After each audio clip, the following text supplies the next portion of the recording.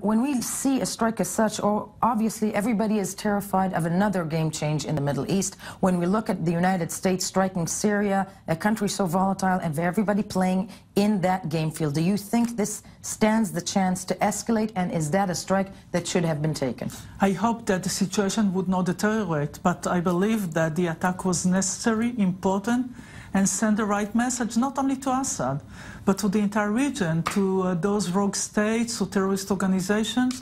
There are certain steps that are crossing red lines, and the international community, the free world, led by the United States, would not accept it.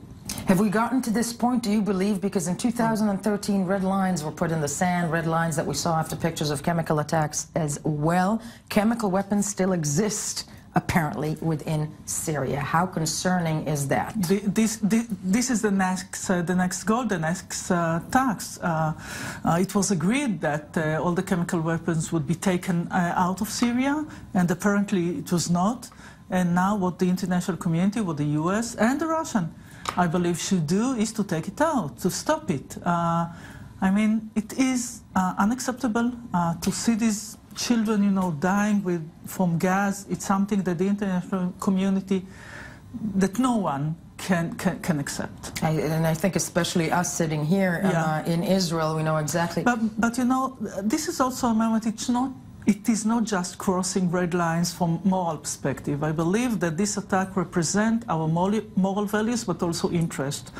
And moral values, of course, when using chemical weapon, but also a message that was needed to say, enough is enough. We are not going to take it anymore. When you're looking, though, at the relationship between the United States and Russia a short while ago, and we can wonder out loud together, maybe this is just, something the Russians have to do at this point in time, but they claim that they will cease cooperation with the United States over Syria.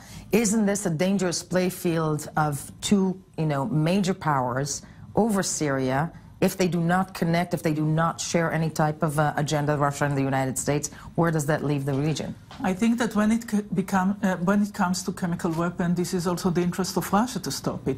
And I don't believe that they would give the opportunity to their supporters or those that they support to use the umbrella that they are giving in order to use chemical weapons. So I hope that they would contain the situation for now, but it's not enough. There's a need to take out the chemical weapon and to stop this horrific war that really takes life of lots of innocent civilians. Yeah. Talking about the northern border of Israel, a border that obviously everybody is looking at, very, very worried this morning. Nothing clearly has happened. Israel was alerted in advance. How concerned should Israel be about chemical stockpiles in there, and should it take any action? Israel is concerned. It's not only about Syria, it's about Hezbollah. We are talking about a combination of Iran, Hezbollah, Syria, and these are our enemies. Talking about Hezbollah, that is a terrorist organization that would not accept our existence. We don't have any dispute with Lebanon, the state in which they are abusing in order to target Israel from time to time. They are the proxy of Iran in the region, and therefore, yes, we are worried, but this is not only an Israeli problem. And there's need also to emphasize that there is an arms embargo on Hezbollah. And nevertheless, even though there is an arms embargo constituted by the Security Council of the United Nations, there are those that are transferring weapons to Hezbollah. And this is something also that needs to be stopped. Needs to be stopped. Should Israel stop it directly?